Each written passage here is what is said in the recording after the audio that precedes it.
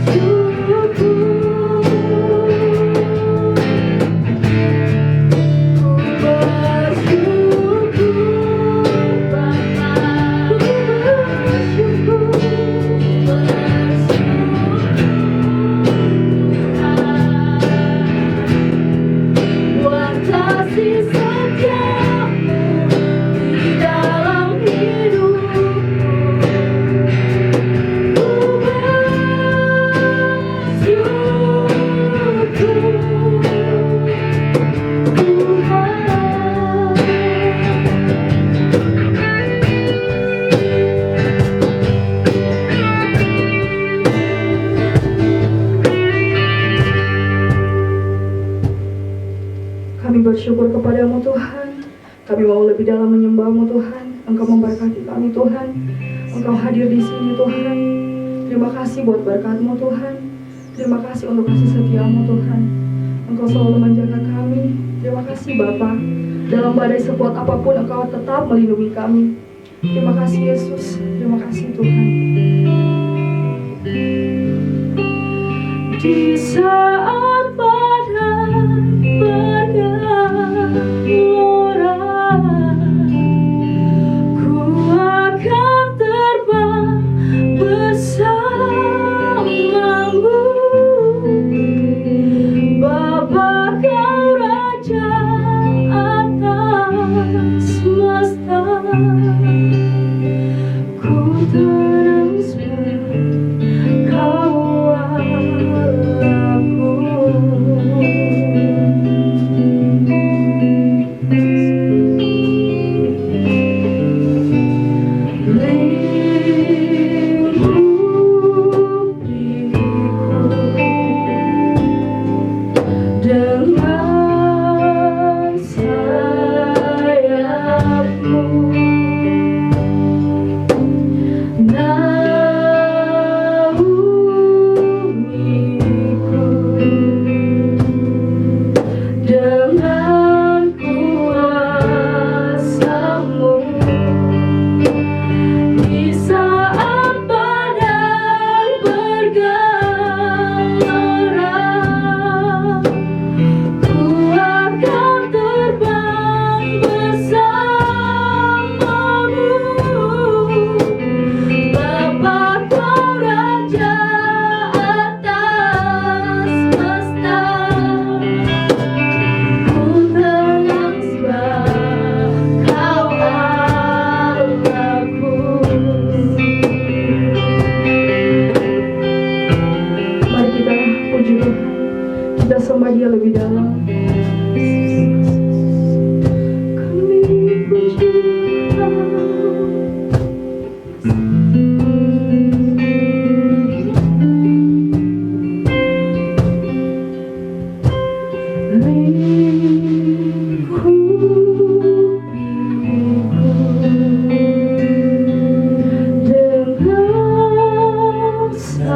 sayang, naungiku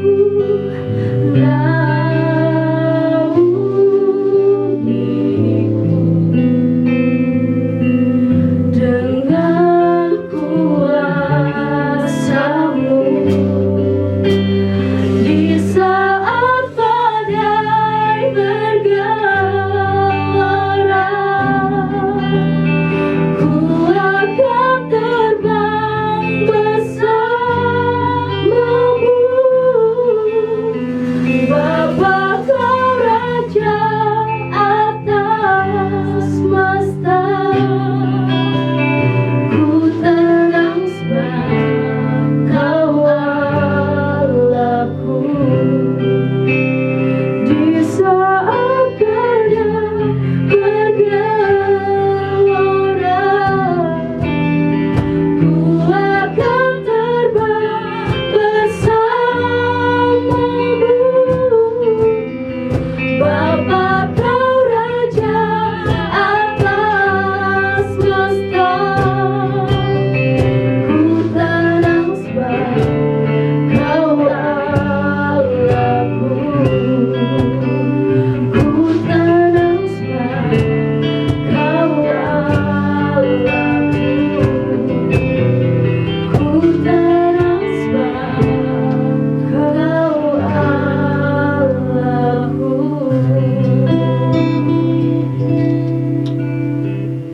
Mari kita puji Tuhan lebih dalam lagi, lebih dahsyat lagi. Kita angkat pujian, kunaikan syukur, Bu.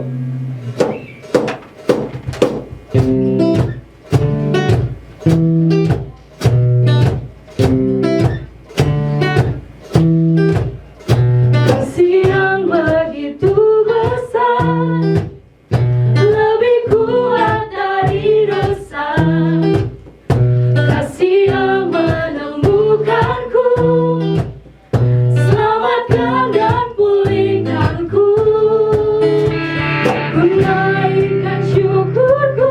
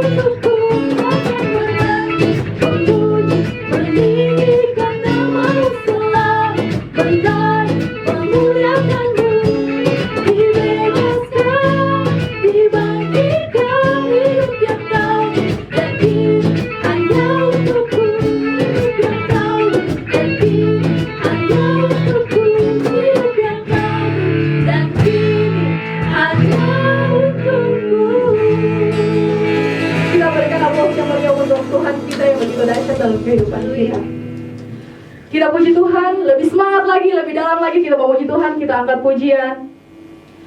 Bersyukurlah kepada Tuhan.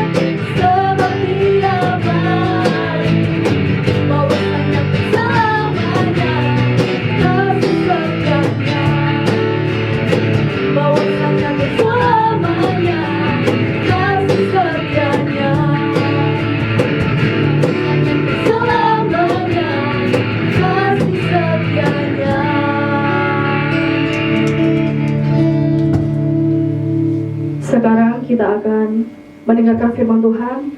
Untuk itu, mari kita angkat pujian Pelangi Kasih.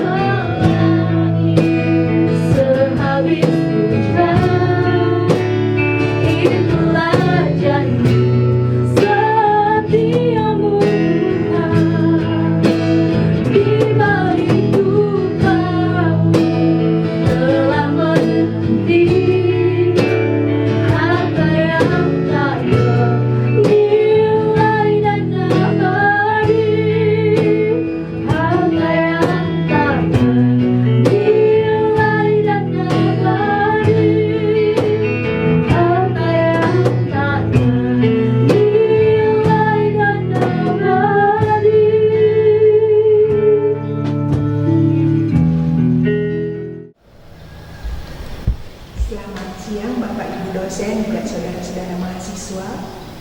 Kita bersyukur kepada Tuhan karena di tengah-tengah pandemi ini tetap ada kesempatan untuk kita menikmati Tuhan, merenungkan firman Tuhan, dan juga kita tetap bisa dikuatkan, ditopang oleh Dia. Dan sebab itu sebelum kita membaca dan merenungkan firman Tuhan, mari kita berdoa terlebih dahulu. Ya Tuhan Allah kami yang hidup dan besar, kami bersyukur kepadamu karena keluarga besar Kota terus mengupayakan pelayanan firman kepada dosen dan juga mahasiswa. Oleh sebab itu Tuhan kami berdoa agar supaya setiap kami yang menyediakan waktu untuk mendengarkan firman-Mu melalui link YouTube ini, kami berdoa agar supaya Roh Kudus yang menjamah dan melawat agar supaya kebenaran firman Tuhan yang didengarkan boleh menjadi sarana bagi pertumbuhan iman kami, pengenalan kami akan Tuhan. Karena itu berkatilah waktu perenungan firman Tuhan saat ini. Di dalam nama Tuhan Yesus Kristus kami berdoa. Amin. Ya, saudara yang dikasihi Tuhan, khotbah siang hari ini saya beri tema resiliensi orang percaya di tengah pandemi. Saudara, saya kira semua kita di dalam rentang kehidupan kita tidak lepas dari namanya tantangan kehidupan, khususnya mahasiswa. Ya, mahasiswa dalam masa perkembangannya di tahap dewasa awal merupakan awal yang bermasalah. Hal ini disebabkan karena mahasiswa mendapat peran dan tugas serta kewajiban yang berbeda dari sebelumnya. Jadi saudara yang baru masuk sebagai mahasiswa baru, ini bisa menjadi awal pergumulan yang bertambah dalam hidup saudara. Pada masa ini juga mereka mahasiswa berurusan dengan kebutuhan pasangan hidup, banyak eksplorasi baru yang ingin dilakukan, banyak keinginan-keinginan karena lepas dari orang tua, rasanya ingin mencoba berbagai hal.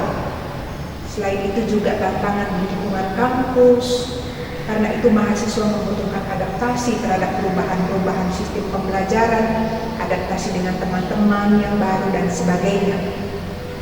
Nah, ditambah lagi dengan situasi pandemi ini tentu membawa masalah bagi saudara-saudara. Apakah saudara terbiasa dengan kuliah online, belajar mandiri tanpa bertemu dengan dosen dan juga teman-teman mahasiswa yang lain? Tentu ini menjadi pergumulan tersendiri bagi saudara. Saya pikir juga dengan dosen juga mengalami pergumulan yang sama. Dalam tahap perkembangan saudara sebagai dosen juga memiliki tantangan yang baru, ya. Mungkin masalah anak-anak, saudara yang sudah mempunyai cucu, ini juga memiliki masalah kesehatan dan juga masalah-masalah yang lain dalam pekerjaan. Nah, ditambah lagi saudara di dalam situasi pandemi ini, saudara-saudara sebagai dosen juga harus mengajar online. Bagi saudara-saudara yang sangat menguasai teknologi tentu tidak mengalami kesulitan. Tetapi bagi dosen-dosen yang kurang menguasai teknologi bisa jadi ini juga menjadi kesulitan. Jadi saya kira mahasiswa dan dosen sama-sama kita menghadapi tantangan dan pergumulan dalam situasi pandemi ini. Karena itu kita membutuhkan kemampuan untuk beradaptasi dengan situasi yang ada. Karena kalau tidak punya kemampuan beradaptasi dengan situasi yang ada, krisis-krisis yang ada, akan sangat mungkin saudara kita mengalami kecemasan, kerentanan stres, kemarahan, perasaan-perasaan negatif lainnya. Mungkin kita tidak bisa luapkan, tetapi bisa berpengaruh pada kesehatan kita. Menurut seorang teman di Poso yang bekerja di rumah sakit, dia mengatakan pasien dokter jiwa itu belakangan ini meningkat katanya, karena banyak kecemasan panik. Saudara yang dikasihi Tuhan, saya kira kita dihadapkan dengan situasi krisis yang tidak terduga pada saat ini. Dan kita juga tidak tahu dan tidak bisa memprediksi sampai kapan ini akan berakhir. Nah, oleh sebab itu kita membutuhkan kesanggupan untuk beradaptasi, menyesuaikan diri. Karena itu dibutuhkan sekali yang namanya ketahanan atau resiliensi. Saudara kita yang percaya Tuhan Yesus atau sudah mengalami hidup baru, tidak secara otomatis kita memiliki resiliensi atau ketahanan ini. Kita bisa katakan kita percaya Tuhan Yesus, tetapi bisa jadi kita bereaksi yang tidak tepat. Misalnya kita marah-marah, kita menjadi khawatir dan sebagainya. Nah, kita tahu Tuhan, tetapi belum tentu kita memiliki ketahanan di dalam Tuhan. Saudara, di dalam masa pandemi ini meskipun sumber stres dan tekanan kepada kita sama, tetapi bisa jadi kita berbeda dalam reaksi-reaksi kita. Kemampuan bangkit kembali dan melanjutkan hidup setelah ditimpa tekanan berat menggambarkan adanya kemampuan tertentu dalam diri seseorang. Itulah yang dinamakan resiliensi. Jadi resiliensi itu apa? Resiliensi itu adalah kemampuan mengatasi perubahan hidup karena situasi tekanan. Mengubah cara hidup ketika yang lama tidak lagi sesuai dengan kondisi yang ada. Dan kemampuan menghadapi permasalahan tanpa disfungsi. Dia tetap dapat menjalankan fungsinya dengan baik sekalipun ada tekanan. Nah, inilah resiliensi. Saudara, saya kira ini sangat perlu kita alami. Bukan hanya psikolog yang mengatakan tentang hal ini, tetapi secara teologi juga. Saya kira saudara kita perlu punya kemampuan untuk mengatasi perubahan karena situasi tekanan. Karena saya kira saudara, kita tidak bisa menghindarkan dari situasi-situasi tekanan. Salah satu yang kita baru alami di Palu ini adalah peristiwa bencana alam di kota kita, yang tentu tidak seorang pun dapat memprediksi, tapi kita menghadapinya. Lalu sekarang pandemi ini. Nah, individu atau seseorang yang mampu bangkit dari pengalaman stres dengan cepat dan efektif dengan menggunakan emosi positifnya untuk pulih dari tekanan dan menemukan makna positif dari situasi yang menekan, itulah namanya resiliensi. Nah, apa kuncinya untuk memiliki resiliensi atau ketahanan ini, saudara? Kita akan melihat dari bagian firman Tuhan. Dari Yakobus pasal yang pertama, ayat yang kedua sampai ke-8, lalu ayat yang ke-12, lalu pasal 5 ayat 11. Saya bacakan untuk kita sekalian. Saudara-saudaraku, anggaplah sebagai suatu kebahagiaan apabila kamu jatuh dalam berbagai-bagai pencobaan. Sebab kamu tahu bahwa ujian terhadap imanmu itu menghasilkan ketekunan, dan biarkanlah ketekunan itu memperoleh buah yang matang supaya kamu menjadi sempurna dan utuh dan tak kekurangan suatu apapun. Tetapi apabila di antara kamu ada yang kekurangan hikmat, hendaklah ia memintakannya kepada Allah yang memberikan kepada semua orang dengan murah hati, dengan tidak membangkit-bangkit. Maka hal itu akan diberikannya kepadanya. Ayat 12, berbahagialah orang yang bertahan dalam pencobaan, sebab apabila ia sudah tahan uji, ia akan menerima mahkota kehidupan yang dijanjikan Allah kepada barang siapa yang mengasihi dia. Pasal 5 ayat 11, sesungguhnya kami menyebut mereka berbahagia, yaitu mereka yang telah bertekun. Kamu telah mendengar tentang ketekunan Ayub, dan kamu telah tahu apa yang pada akhirnya disediakan baginya, karena Tuhan Maha Penyayang dan penuh belas kasihan. Saudara yang dikasihi Tuhan, kelekatan dengan Tuhan oleh para psikolog menemukan ada 3 pola. Pola yang pertama itu adalah pola kelekatan aman, karena merasa dikasihi Tuhan, sehingga dia berani datang kepada Tuhan. Jadi kalau ada situasi tekanan dalam hidupnya, karena dia punya pola kelekatan aman dengan Tuhan, maka dia berani datang kepada Tuhan. Tetapi ada namanya pola kelekatan menghindar, merasa skeptis, tidak percaya dan curiga, sehingga merasa tidak ada gunanya datang kepada Tuhan. Nah, orang yang memiliki pola seperti ini ketika ada tekanan malah bisa jadi marah sama Tuhan. Pola kelekatan cemas, merasa kurang dicintai, kurang percaya, sehingga enggan datang kepada Tuhan. Tetapi takut juga jauh dari Tuhan. Jadi seringkali ambivalen perasaannya. Satu sisi dia merasa tidak ada gunanya datang pada Tuhan karena dia merasa kurang dicintai Tuhan. Tetapi takut juga jauh dari Tuhan.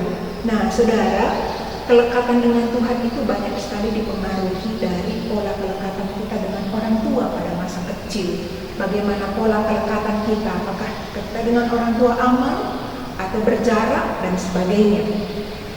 Nah, pola kelekatan aman inilah yang menjadi sumber ketahanan seseorang dalam menjalani hidup yang sulit.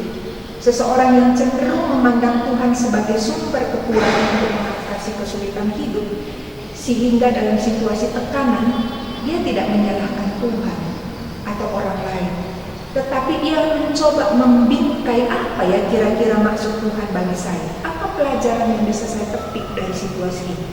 Dengan kata lain, saudara, dia bukan fokus kepada hasilnya, tetapi prosesnya.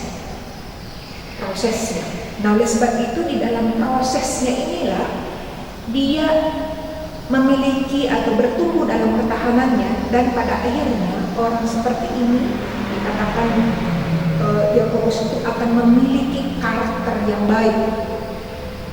Saudara, kalau kita baca tadi di dalam kitab Yakobus itu, pembaca surat Yakobus ini ada di perantauan pada waktu itu.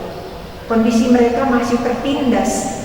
Mereka mengalami ketidakadilan iman. Karena iman mereka, maka mereka mengalami penganiayaan dan juga penderitaan karena diperlakukan tidak baik oleh orang-orang kaya. Nah, dalam situasi demikian, Yakobus itu menuliskan surat penghiburan, penggembalaan kepada jemaat di perantauan ini. Saudara, Yakobus tidak menyuruh pembacanya untuk mencari kesulitan, tetapi mengajak mereka untuk bersuka cita di saat ada pengujian yang muncul dari luar diri mereka atau pengujian eksternal. Dengan kata lain, Yakobus mau mengatakan bahwa kita tidak bisa menghindarkan hidup ini dari yang namanya pencobaan. Di dalam ayat 2 dikatakan, anggaplah sebagai suatu kebahagiaan apabila kamu jatuh ke dalam berbagai-bagai pencobaan. Perhatikan kata berbagai-bagai, saudara. Ini menegaskan kepada kita bahwa dalam hidup kita bisa jadi dalam waktu bersamaan kepada kita dihadapkan pencobaan-pencobaan, masalah-masalah. Nah, saudara, pencobaan itu selalu bersifat negatif untuk membuat seseorang itu jatuh atau tersandung atau terpuruk. Dengan kata lain, pencobaan itu selalu bersifat negatif. Itu sebabnya ya, kita tidak tepat kalau mengatakan kepada Tuhan, mengapa engkau memberikan pencobaan terlalu berat bagi saya? Kurang tepat, saudara. Kenapa? Karena pencobaan, Tuhan tidak pernah membawa kita pada pencobaan bersifat negatif untuk membuat kita terpuruk atau tersandung, jatuh. Tidak, saudara. Tuhan tidak pernah melakukan itu. Tetapi kita ini tertinggal di dalam dunia yang sudah jatuh di dalam dosa. Kita tidak lagi hidup di dalam dunia yang ideal. Kita juga hidup di antara orang-orang yang sudah jatuh dalam dosa. Jadi ada orang-orang yang kita baik kepada dia, bisa jadi suatu saat menjahati kita. Kita sudah berjaga-jaga di jalan, berhati-hati menjalankan kendaraan kita, tetapi tiba-tiba ada orang di belakang yang mampu nabrak kita. Dengan kata lain, situasi dalam kehidupan ini sangat mungkin bisa kita dihadapkan dengan berbagai-bagai pencobaan atau masalah. Yang kedua yang tidak bisa dihindarkan adalah ujian terhadap iman. Dalam ayat yang ketiga, ujian terhadap imanmu itu menghasilkan ketekunan. Ujian ini tentu dalam waktu tertentu, saudara, tidak terus-menerus ujian. Sama seperti kalau kita kuliah, ada waktunya ujian, saudara. Setelah kita mempelajari beberapa materi, lalu dosen itu memberikan ujian. Tetapi kadang-kadang ada ujian yang tiba-tiba dosen berikan. Tetapi ada ujian yang jauh-jauh hari sudah diberitahukan. Apa sih sebenarnya tujuan ujian itu, saudara? Tujuan ujian itu bukan untuk menghukum mahasiswa, saudara, ketika ujian itu diberikan, tapi untuk mengetahui apakah mahasiswa memahami materi yang sudah disampaikan. Saudara, di dalam perjalanan iman kita mengikut Tuhan, ujian ini juga perlu diberikan, saudara. Apakah secara konsep kita sudah tahu tentang Allah itu, atau secara konsep sudah benar, tetapi secara pengalaman sinkron enggak konsep dengan pengalaman itu? Misalnya, saudara, kita mengatakan Tuhan itu sanggup memeliharakan kita. Secara konsep kita percaya Allah itu Maha Kuasa yang akan menjamin hidup kita. Nah, sekarang pemahaman kita, keyakinan kita demikian perlu diuji oleh pengalaman. Lalu kita dihadapkan dengan situasi tidak ada uang, kehabisan uang, dan orang tua tidak bisa kirim. Nah, sekarang apakah konsep kita ini tetap meneguhkan iman kita? Percayalah, pasti Tuhan akan sediakan. Atau kita akhirnya menjadi stres, bingung, atau pada akhirnya kita tergoda untuk jalan pintas, minjam uang, atau mencuri. Nah, jadi antara apa yang saya dengar tentang Allah, konsep saya perlu diuji apakah secara pengalaman kita sudah benar. Nah, saudara, apakah mungkin dalam perjalanan kita mengikut Tuhan tidak lepas dari ujian ini? Tidak mungkin, karena iman kita perlu dimurnikan. Nah, oleh sebab itu Yakobus mengatakan, anggaplah sebagai satu kebahagiaan, saudara. Kata anggaplah ini menyangkut area kognitif, di area otak kita, pikir kita, dalam cara berpikir kita, atau worldview kita, atau perspektif kita, cara pandang kita terhadap berbagai-bagai pencobaan atau terhadap ujian iman itu. Bagaimana cara pandang kita? Nah, kalau kita cara pandangnya ini hukuman Tuhan, karena Tuhan tidak sayang sama saya, maka sangat sulit bagi kita untuk bersukacita atau joy itu tidak mungkin, saudara. Karena cara pandang kita melihat masalah atau ujian itu dari sisi negatif, saudara. Tapi mungkin kita akan bertanya seperti ini, tapi waktu saya menghadapi ujian atau pencobaan, perasaan saya tidak suka. Rasanya ingin sedih, nangis, marah, takut. Saudara, itu wajar, sangat manusiawi. Perasaan-perasaan itu sangat mungkin ada pada kita, saudara, karena kita masih manusia. Tetapi perasaan-perasaan itu perlu dikelola supaya jangan perasaan negatif itu yang menguasai atau melumpuhkan kita. Nah, karena itu dalam situasi kita menghadapi ujian atau pencobaan, kalau ada perasaan-perasaan negatif muncul dalam diri kita perlu bertanya, kenapa ya reaksiku begini menghadapi situasi ini? Lalu kita bertanya, di mana Tuhan dalam situasimu seperti ini? Apa kira-kira yang Tuhan akan lakukan dalam situasiku yang begini? Saudara, kalau saudara sudah menerima Kristus, Roh Kudus tinggal di dalam diri saudara. Kalau saudara memberikan ruang dan waktu untuk berinteraksi dengan Allah dalam situasi tekanan, saudara, saya percaya sekali Roh Kudus itu akan tuntun waktu saudara. Di mana Tuhan dalam situasiku yang seperti sekarang? Apakah Tuhan mampu tolong saya dalam situasi ini? Apakah Tuhan mau menolong saya? Kita perlu berbicara kepada diri kita. Para psikolog mengatakan self-talk dengan diri, dialog dengan diri. Lalu selain itu, saudara, kita perlu sahabat rohani datang kepada dia, sharing. Kenapa ya reaksiku seperti ini? Nah, saudara yang dikasihi Tuhan, kita punya relasi dengan Tuhan, relasi dengan sesama dengan benar, lalu relasi dengan diri dengan benar, itu akan menolong kita bertahan dalam situasi yang sulit. Bagi Yakobus penting sekali untuk memiliki cara pandang yang benar dalam melihat berbagai-bagai pencobaan dan ujian, agar supaya kita tetap dapat menikmati sukacita dan kebahagiaan di tengah-tengah situasi yang sulit yang mungkin dihadapkan kepada kita. Bagi Yakobus, sukacita bukanlah produk dari keadaan, melainkan ungkapan iman yang paling mendasar. Tentu ini harus mengenal siapa Tuhan dan siapa diri saya secara pribadi. Melihat pergumulan atau kesulitan hidup dari perspektif yang benar, itulah yang akan menjadi penopang tumbuhnya resiliensi atau ketekunan ketahanan dalam diri kita. Saudara, untuk apakah kira-kira Tuhan itu membawa kita ke dalam berbagai-bagai pencobaan dan ujian? Yang pertama, saudara, kesulitan itu adalah cara untuk menghasilkan ketekunan di dalam ayat yang ketiga. Ketekunan seperti apa misalnya? Ketekunan berdoa. Makanya bagi mereka yang memiliki kelekatan yang aman dengan Tuhan, pencobaan dan ujian itu membawa dia akan semakin dekat dengan Tuhan. Tetapi saudara, kalau situasi pencobaan dan ujian itu membuat saudara makin jauh dari Tuhan, saudara menghindar, kemungkinan besar pola kelekatan saudara dengan Tuhan adalah pola kelekatan cemas dan menghindar. Dan itu kemungkinan besar di latar belakang dari pola kelekatan saudara dengan Tuhan, dengan orang tua saudara. Misalnya seperti ini.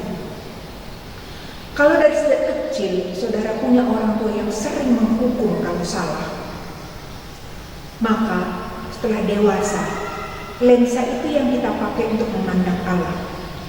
Kalau ada situasi masalah atau kesulitan kita hadapi, kita berpikir, nah ini, jangan-jangan Tuhan hukum saya, karena kemarin saya kurang ini, kurang itu. Jadi memandang Allah itu dari lensa masa lalu kita, dari bakat jasmani kita. Nah itu sebabnya kalau kita sudah memandang Allah itu menghukum saya, maka kemungkinan besar kita takut datang sama dia. Nah oleh sebab itu saudara, kita perlu kalau kita di antara kita yang siang hari mendengarkan khotbah ini, kita rasanya jauh dari Tuhan, coba tutup mata saudara, pejamkan mata saudara, pandang salib Kristus itu, salib Kristus. Apakah ada lagi bukti yang diperlukan untuk mengatakan kepada saudara bahwa Allah itu kurang mengasihi saudara? Apalagi yang dia sayangkan atau tahan dari dirinya, nyawanya pun dia serahkan mati di kayu salib itu demi saudara, demi mengampuni kita dari segala dosa. Maka apakah Allah tidak mengasihi saya dalam situasi tekanan yang saya hadapi, saudara? Kalau saudara masih sulit datang kepada Tuhan, temuilah gembala saudara, pembimbing saudara, atau sahabat rohani saudara. Jangan berlama-lama jauh dari Tuhan, jangan berlama-lama. Yang kedua, saudara, kesulitan hidup itu sebagai sarana untuk memurnikan iman. Firman Tuhan dalam 1 Petrus 1 ayat 6-7 mengatakan, bergembiralah akan hal itu, sekalipun sekarang ini kamu seketika harus berduka cita oleh berbagai-bagai pencobaan. Maksud semuanya itu adalah membuktikan kemurnian imanmu yang jauh lebih tinggi nilainya dari emas yang panah, yang diuji kemurniannya dengan api sehingga kamu memperoleh puji-pujian dan kehormatan pada hari Yesus Kristus menyatakan dirinya.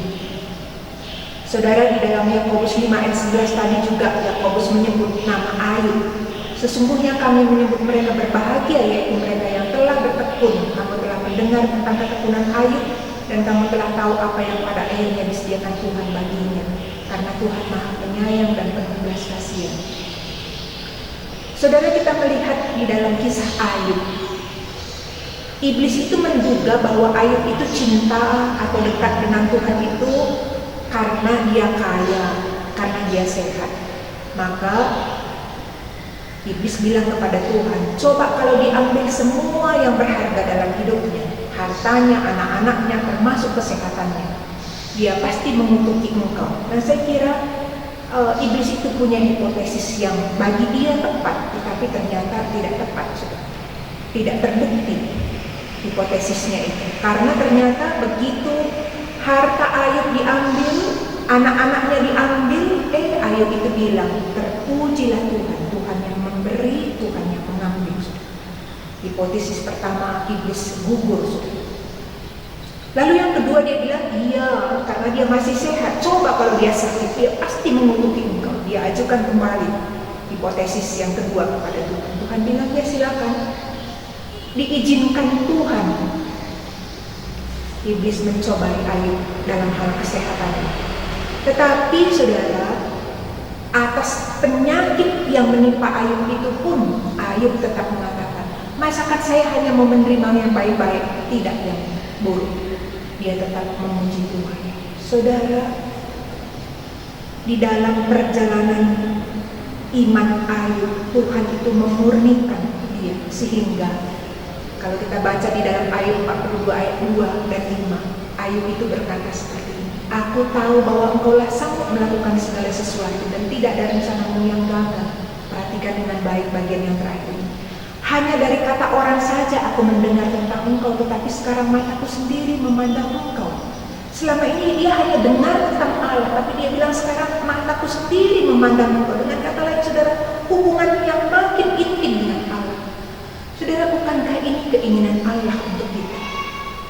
Saudara, apa sih keinginan Allah sampai Allah itu mau datang dari surga, masuk ke dalam dunia, menjadi manusia, sampai bela-belain mati di kayu salib? Demi apa, saudara? Demi apa, saudara? Demi saya dan saudara melekat pada Tuhan. Tapi Alkitab mencatat bahwa kita manusia itu cenderungnya itu jauh dari Tuhan. Tuhan itu mau dekat, tapi kita cenderung menjauh. Karena itu saudara, seringkali penderitaan itu cara Tuhan sebagai megafon dari surga untuk membuat kita berpaling kepada Dia dan melekat kepada Dia. Oleh sebab itu siang hari ini saudara, saya mengajak kita sebagai dosen atau mahasiswa merenungkan, apakah situasi pandemi ini membawa kita makin melekat kepada Tuhan atau makin menghindar dari Tuhan? Apakah situasi pandemi ini membuat kita makin kagum kebesaran Tuhan, bahwa betul manusia itu nanti itulah segala-galanya?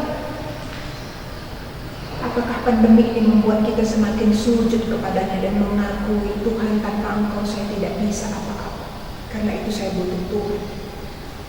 Saudara yang dikasihi Tuhan, mari kita mengambil waktu refleksi sejenak. Apakah kita punya ketahanan yang teguh dalam situasi sekarang ini? Bagi saudara yang memiliki ketahanan yang teguh, resiliensi yang kuat pada saat ini, bersyukurlah kepada Tuhan.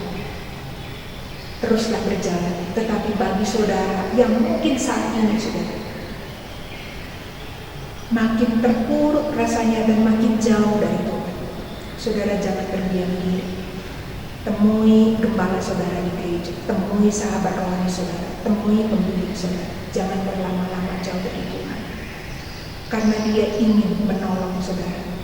Dia ingin mendewasakan kita. Kenapa saudara?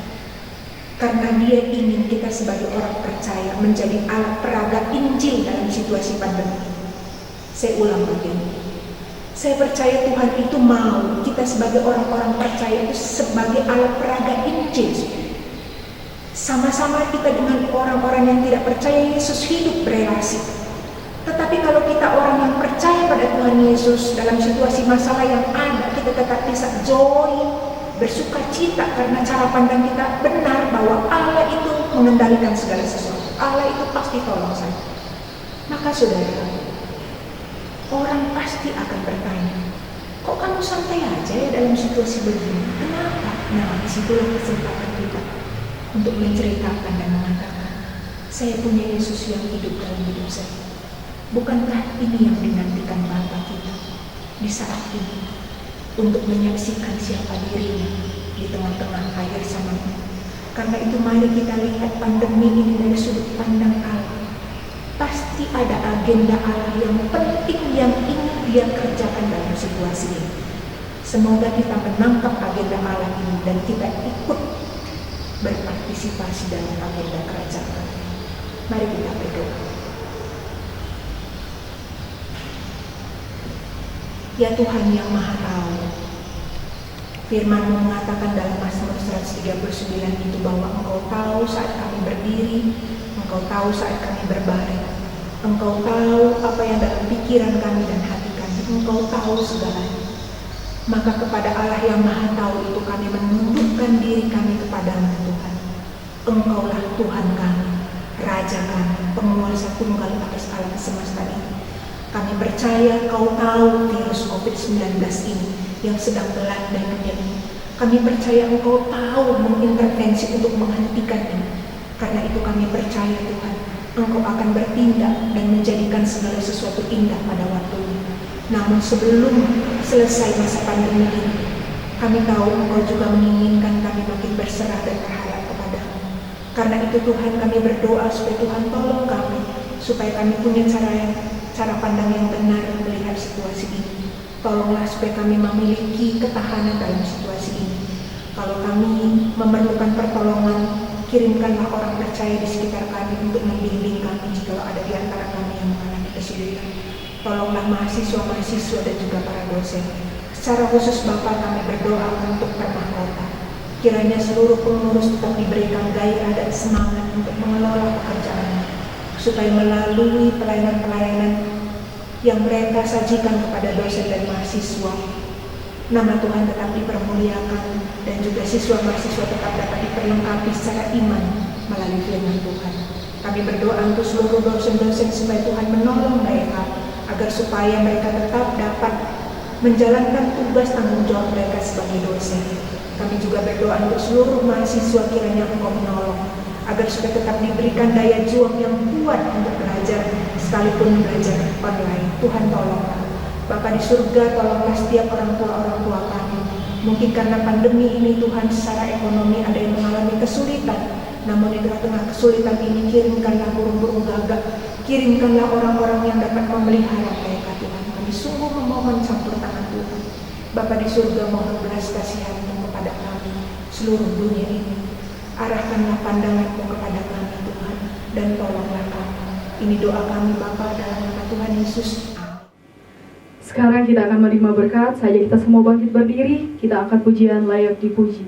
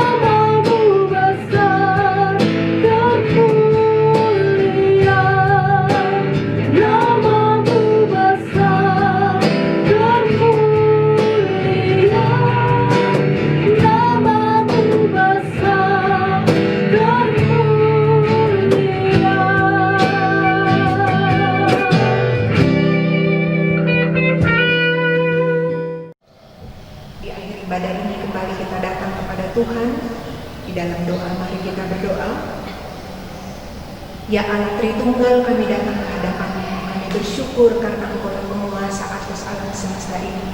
Dan sebab itu kami mengarahkan hati kami kepada-Mu ya Allah. Kiranya kasih dari Allah Bapa, kasih karunia dari Tuhan Yesus Kristus, penyertaan dan pertolongan dari Allah Roh Kudus menjadi bagian kami masing-masing, baik kami sebagai dosen maupun mahasiswa. Kiranya anugerah Tuhan terus kami alami hari demi hari dalam situasi ini. Di dalam nama Tuhan Yesus Kristus kami berdoa.